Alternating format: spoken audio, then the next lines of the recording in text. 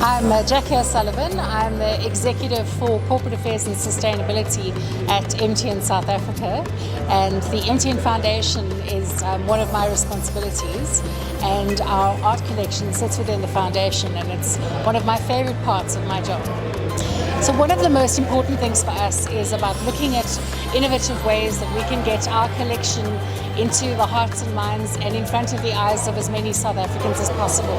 So we look at opportunities to reach all South Africans, including children, through our school outreach programs.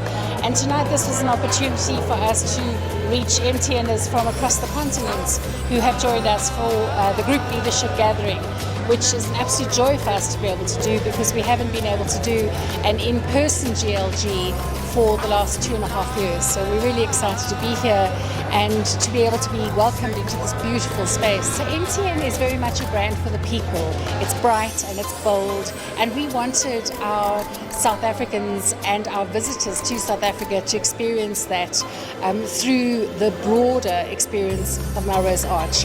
We wanted people to have the opportunity to use Mtn Momo, which has been hugely successful in its reintroduction into South Africa.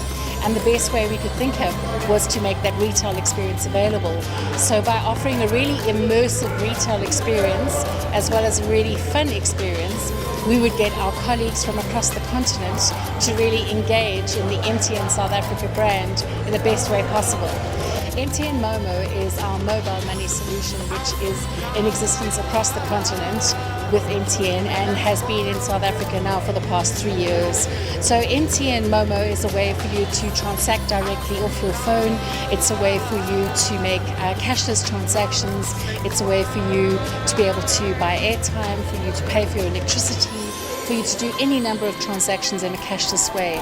It's simple, it's quick, and it's easy, and it's incredibly safe. So it's just been wonderfully taken up by South Africans and is growing every day. So one of the important things we've identified around our 1,400 pieces of art, which is predominantly a contemporary collection, is to find ways to be able to reach more Africans with that collection. So as a consequence of COVID, we really had to fast track that work and look at how do we look at electronic ways to be able to create that access. How do we get young people online, how we get them create the sort of move through gallery experience in an online environment? How do we get kids to interact with art and artists?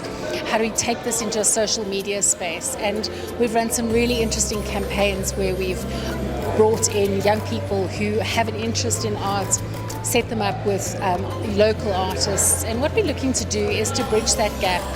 It's important that we don't just focus on technology. Those important subjects of math, science, technology are going to help us produce those engineers and those scientists and mathematicians that we're going to need in the future, but we also need the artists and the dancers and those big thinkers, and we need to make sure that we are creating well-rounded individuals, and that's really where we see that MTN collection coming in.